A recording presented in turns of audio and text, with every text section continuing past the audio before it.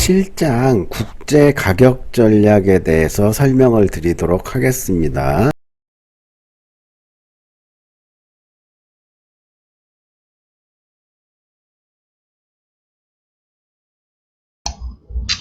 그 다음에 이제 수출 가격을 결정하는 방법에는 어떤 것들이 있나 볼 때, 첫 번째가 원가 가산법, cost plus pricing이라고 제조 원가의 관리비, 연구개발비, 간접비, 수송비, 관세, 이윤폭을 합산해서 수출 가격을 결정한다. 이러한 장점은 비교적 가격 책정이 용이하나, 원가를 기준으로 결정된 가격은 해외 시장의 경쟁 기업의 가격 및 수요 구조를 무시하는 경우가 발생해서 원가 산정의 배분상의 애로사항이 여러 가지가 발생할 가능성이 높다. 실제 원가, 표준 원가, 추정 원가, 총 원가, 한계 원가, 원가의 기준도 모호하다. 이렇게 얘기를 할 수 있어요. 그래서 여러분들이 이런 것들을 하기 위해서는 경영학부에 있는 그 원가 회계라든지 이런 것들에 대한 기본이 지식이 있으면은 이런 것들을 좀 쉽게 계산할 수가 있죠. 이윤 가산율도 산업과 기업에 따라 다르며 결정 기준도 상이하다. 가격이라는 마케팅 변수를 고정시켜 줌으로써 전체적인 마케팅 전략 목표는 고려하지 않는다. 이렇게 단점이 있어요. 다음으로 경험 곡선을 통한 가격 결정 방법이 있는데 경험에 따라 가격을 결정하는 거예요. 그래서 초기 가격과 이제 단위당 비용을 여기다가 딱 선정을 해놓고 누적 생산량이 적을 때 이렇게 하면은 단위당 생산 비용이 점차 줄어들어져. 생산량이 늘어날수록. 근데 초창기에는 손실이 발생해요. 그러다 이제 시간이 지나고 생산량이 늘어나면 이윤이 발생하죠. 그래서 이제 원가 이하로 경험상 봤을 때 판매를 하면 가격 우위가 발생하면서 시장 점유율이 확대되고 효율성이 더 많아지면서 단위당 원가가 감소해서 가격 우위가 발생할 수 있다. 그래서 이제 경험 곡선에 의한 가격 책정은 초창기에는 손실이 나더라도 그렇게 할 수 있는 이유가 시간이 지나면서 이런 가격 우위를 점할 수 있기 때문에 가격을 결정하는 방법이 바로 경험 곡선에 의한 가격 결정 방법이다. 이렇게 얘기를 할 수가 있어요. 다음으로 이제 목표 중심 가격 결정 방법이라는 게 있는데 침투 가격 전략. 가격을 경쟁 변수로 하여 대규모 시장에 침투하여 시장 점유율을 확대하는 전략으로서 일본 기업과 대부분의 개발도상국이 널리 사용한다. 침투 가격 전략은 말 그대로 가격을 낮게 책정해갖고 시장 점유율을 높인다는 전략이죠. 그다음 초기 고가 전략. 제한된 수량의 판매를 통해 단기 수익을 극대화하려는 전략으로 해외 시장 진입 시 고소득층 소비자를 겨냥하여 최고 가격을 책정한다. 차후 가격을 약간 낮춰 다음에 소득층을 파고드는 가격 책정 방법이다. 왠지 명품 전략이나 이런 것들이 초기 고가 전략을 쓰는 경우가 많이 있죠. 자, 그 다음에 이제 수출 가격의 표시에서 표시 통화라는 게 있는데, 수출을 하고 수입을 할 때는 외환이 개입이 되죠.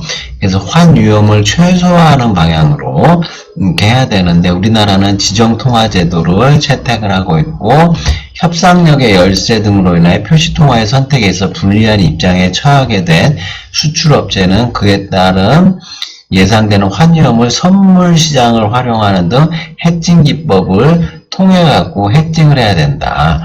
그 다음에 정형거래 조건이라고 해갖고 인코텀스 여러분들 많이 배웠죠. 정형무역거래 조건. 그래서 우리가 이런 그 정형무역거래 조건을 통해 가지고 하는데 여기 보면 주요 인코텀스 2010의 주요 내용들 이렇게 쭉 많이 있는데요. 여러분들이 이제 다른 과목 그 상무론에서 많이 배웠으니까 여기에 대한 깊은 자세한 설명은 안 하고 참조 정도만 해보시라고 넣어놨어요. 다음으로 이제 국제시장 가격의 조정 및 변경. 그래서 간략한 책정, 조정, 변경에 관련된 개념을 앞에 설명드렸었는데 여기서 자세하게 국제시장 가격의 조정이 발생하는 경우 기업들은 고객 제품 위치 등의 차이를 반영하기 위해 기본적으로 가격을 자주 수정한다. 그래서 국제 가격의 차별화, 동일한 제품 또는 서비스를 원가에서의 차이에 비례하지 않고 국제시장과 두 가지 이상의 가격으로 판매하는 차별화. 수출 가격 대 국내 가격.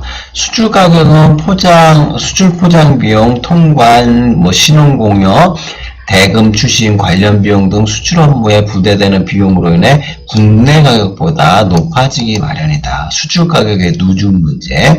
수출 가격은 해외의 수입업자에게 판매함으로써 직접적인 비용과 일반 관리 비용의 적정 비율만이 산입되어야 하고, 여기에 수출 판매에 따르는 불확실성 내지는 위험이 추가적으로 고려될 필요가 있다.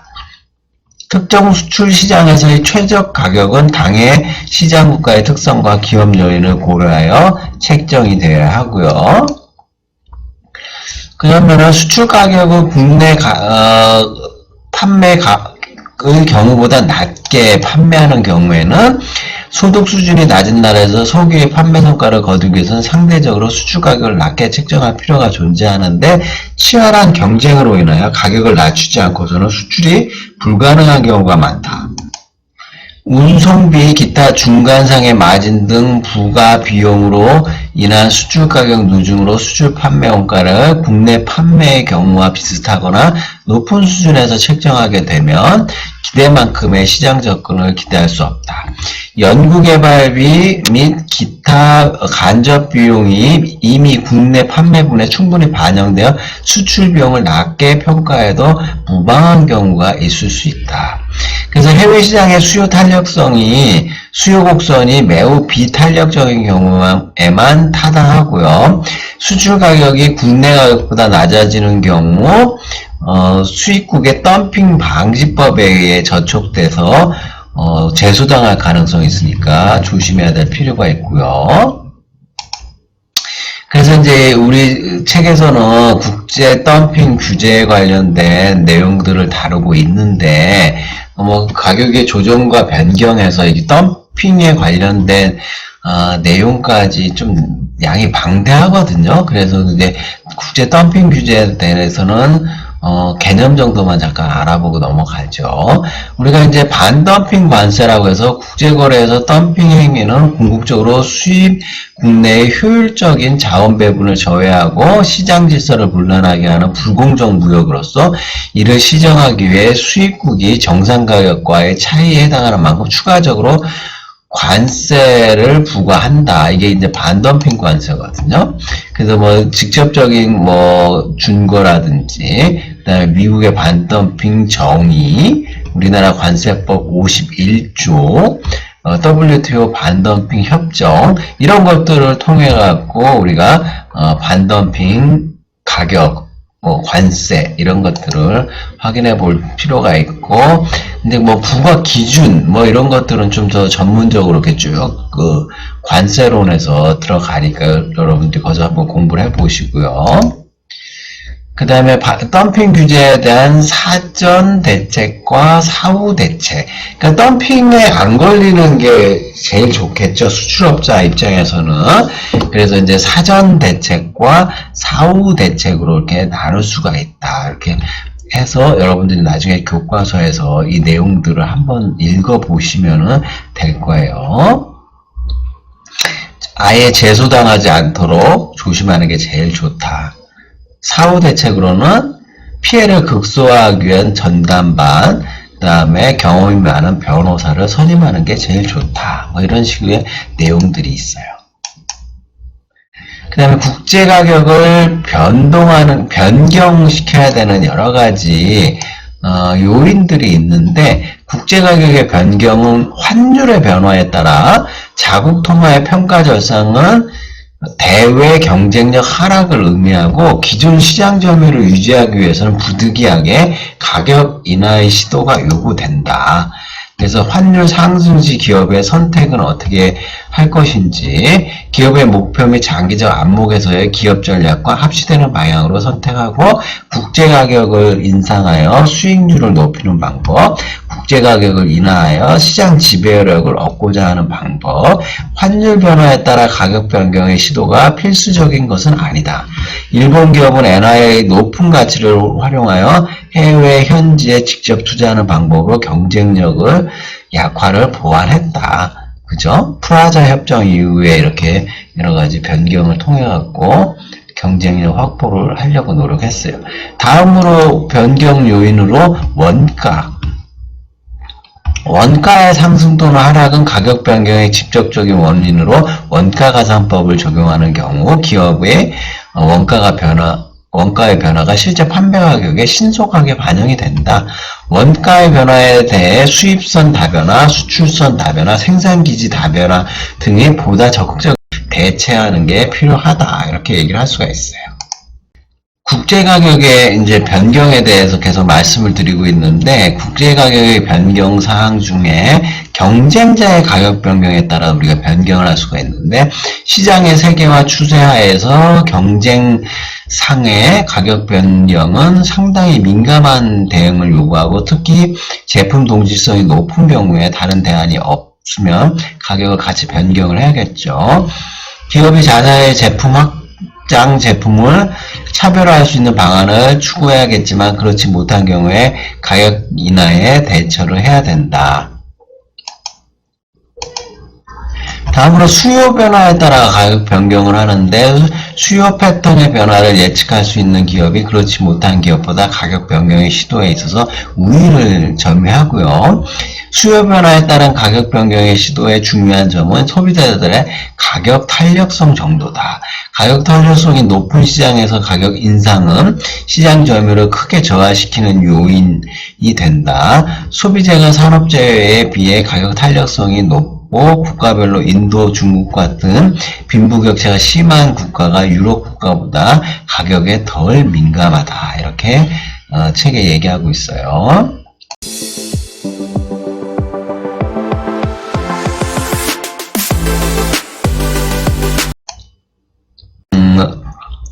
국제 이전 가격은 보시면은 이전 가격 또는 대체 가격이라고 하는데, 외부 시장 메커니즘을 통한 제3자 간의 거래 시 형성되는 정상적인 가격과는 달리 특정 기업 또는 기업 그룹의 제조 부서와 국제 부서 또는 본사와 해외 자회사 또는 해외 자회사 간의 기업 내부 거래에 있어 기업 시스템 내부적으로 결정되는 가격을 우리는 이전 가격이라고 해요.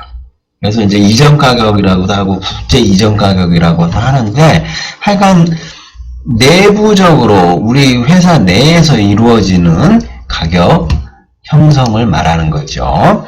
그래서 이전 가격을 통해 가지고 근본적인 목표는 분권화된 기업의 본사와 자회사 간의 일관된 목표를 추구하는데, 각 부분의 영업 성과에 대한 공정한 평가, 자회사의 자율성 부여, 그리고 기업 전체의 이익에 대한 공헌 등을 고려해갖고 국제 이전 가격을 형성하고요. 그 다음에 첫 번째가 조세 부담의 경감을 할 수가 있어요. 이전 가격을 통해서. 각 국가의 조세율 차이를 이용하여 수익률을 조정함으로써 조세 부담을 줄이는 것이 가능하고, 조세율이 같은 경우에 손실을 내는 기업과 이익을 내는 기업 간의 이전 가격 조작을 통해 과세액을 축소할 수 있다. 조세 부담의 경과. 관세의 절감. 고율의 관세가 종가세로 부과되는 경우 수익 가격을 낮게 책정함으로써 관세 부담을 줄이는 게 가능하고요. 그러나 관세가 낮아지면 수익성이 증대되어 법인세 부담이 커질 수 있는 것도 우리가 고려를 해봐야 돼요. 그래서 다국적 기업이 관세를 줄일 것인지 법인세를 줄일 것인지 여러 가지 이전 가격을 통해 가지고 활용을 하고 있죠. 그래서 이전 가격을 통해 갖고 자금의 배분, 자본 이득이나 배당금, 이자 등 외화 송금을 엄격히 통제하고 있는 나라에 진출해 있는 관계 기업과의 이전 가격 조정을 통해 외환을 통제, 회피하고 자금 조달을 할 수가 있다.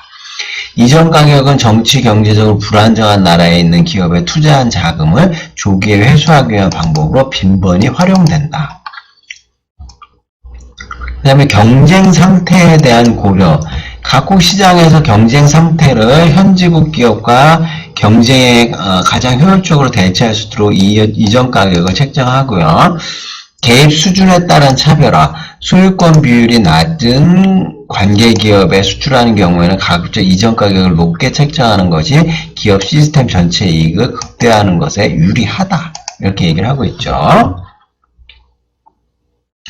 소유권이 낮기 때문에 남의 회사니까 이전 가격을 높게 책정해갖고 이 본사의 수익을 높이는 게 더 중요하다. 이런 의미로 얘기를 하고 있어요.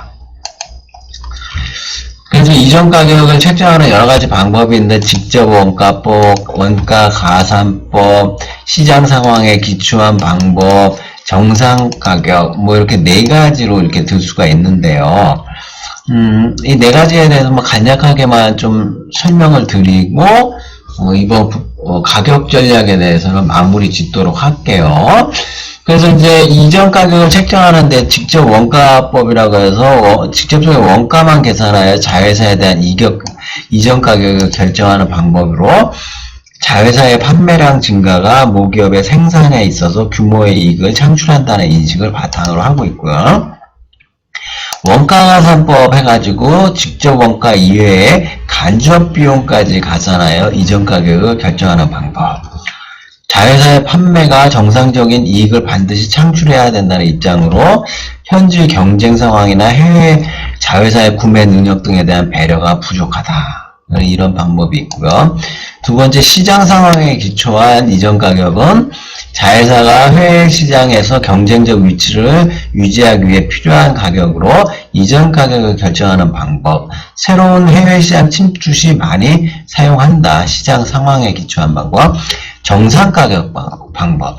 외부의 타 기업에 의해 공급과 비슷하게 이전 가격을 책정하는 방법이다. 이렇게 얘기를 할 수가 있고요.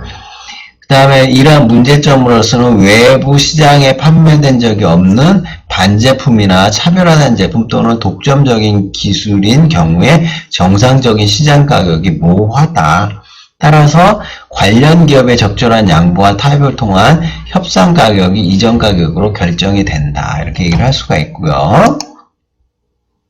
이전 가격은 어디까지나 국제기업 내부의 가격으로 기업 외부에 대해서는 철저히 비밀에 붙이고 있고요. 알기가 쉽지가 않아요. 기업의 기밀이기 때문에. 그래서 각국 정부는 국제기업의 이전 가격 조작에 따른 세수 감소라든지 정부 정책의 왜곡을 방지하기 위하여 여러 가지 제도적 장치를 마련하고 있다.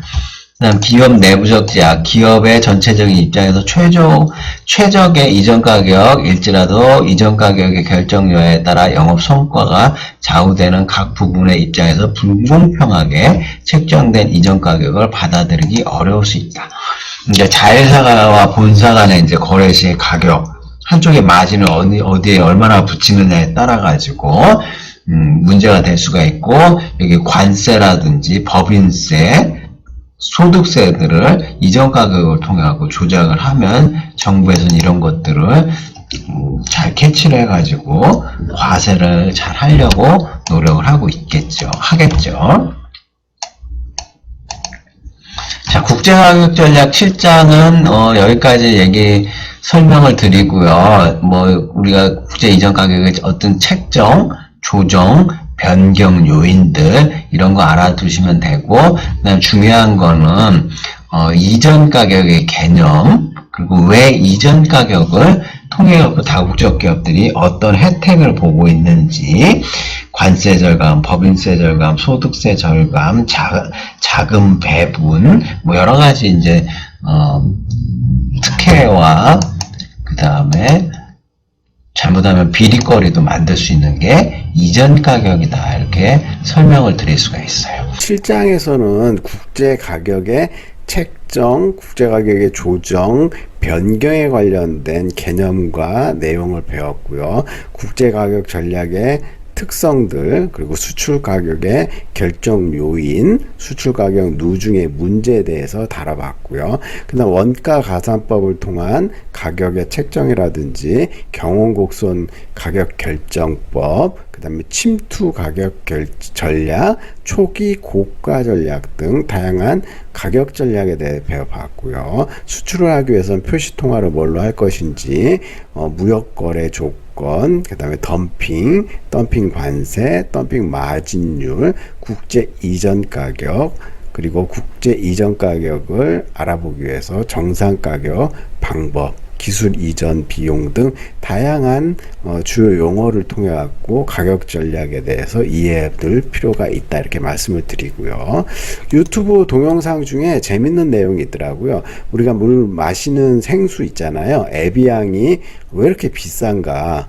그래서 이 비싼 이유가 원가가 비싸갖고 비싼 줄 아는데, 원가라든지 이런 비용은 그렇게 비싸지 않고 브랜드 네임을 높이기 위해 프리미엄 전략으로 고가의 제품을 선보이고 있는 거죠. 그래서 비쌀 이유가 없는데 굉장히 비싸게 받고 있다. 그래서 이 영상 같은 경우에는 나중에 시간이 되면 한번 여러분들한테 보여드리도록 하겠습니다.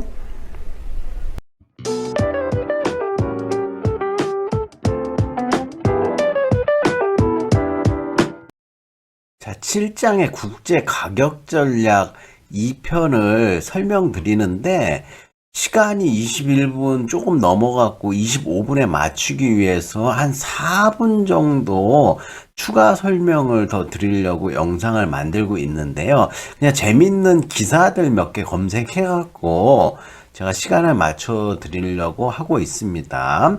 네이버에서 명품 가격이라고 해가지고 검색을 했더니 다양한 기사들이 많이 나오는데, 10만원짜리 나이키 리폼 쇼핑백 해갖고 명품의 변신은 무죄, 그 서울신문 그 기사에 나온 건데, 나이키 쇼핑백 리폼 제품이 인기인데 판매가가 1,000원짜리가 10만원에 껑충 뛰어서 팔리고 있어서 이게 이제 부당 이득의 상표권 침해에 해당한다, 이렇게 주장을 하는 경우도 있거든요. 그래서 이 가격이라는 것은 내재 가치라든지 그다음에 사용 가치 뭐 이런 게 포함이 되면서 수요 공급의 법칙에 의해서 가격이 결정이 돼야 되는데, 이 명품이라는 것은 차별성, 그다음에 독특함, 개성, 역사와 전통 이런 것들을 자랑하기 때문에 가격이 엄청나게 비싸죠. 그리고 여러분들 다이아몬드 가격이 왜 비싼 줄 아세요? 유대인들이 마케팅을 잘해가지고 변함없는 사랑, 그 다음에 변치 않는 사랑 해가지고 이 다이아몬드로 엄청나게 마케팅 해갖고 유대인들이 전 세계 다이아몬드 상권을 대부분 다 장악하고, 이 사람들이 세계적인 가격을 막 결정하고 좌지우지하면서 다이아몬드 가격이 굉장히 고가로 거래가 되고 있고요. 실제로 사용 가치는 거의 없지요. 그걸로 공업용 다이아몬드도 인조 다이아몬드 쓰기 때문에 실제로 천연 다이아몬드 같은 경우에는 그 사용 가치는 거의 없지만은 엄청나게 고가에 팔리고 있고요. 우리가 이제 수요 공급의 법칙에 넘어가지고 요새에서 꼭 필요한 게 이제 양극단의 초고가 제품, 초저가이 많이 극단의 상황으로 많이 치닫고 있다. 그래서 평균의 종말이라는 또 기사가 있어가지고 애매하면은 안 팔리고 초저가 또는 초고가에 몰리는 소비해가지고 위클리 비즈 기사가 이런 제목이 있네요. 글로벌 리테일 시장에서는 평균의 실종 시대, 그러니까 평균의 실종 또는 평균의 종말이라고 그래갖고, 평균으로 회계하는 거는 거의 없다고 이렇게 주장하고 에버리지라는 책에서도 이렇게 나와 있고 표적으로 맞는 옷 이렇게 맞는 옷도 맞지 않는 어정쩡해 갖고 안 팔린다 이거죠. 가격 책정에 있어서도 이렇게 초극단과 양극단 사이에 가격들이 많이 있다는 이런 트렌드를 우리가 좀 파악을 해볼 수가 있고요.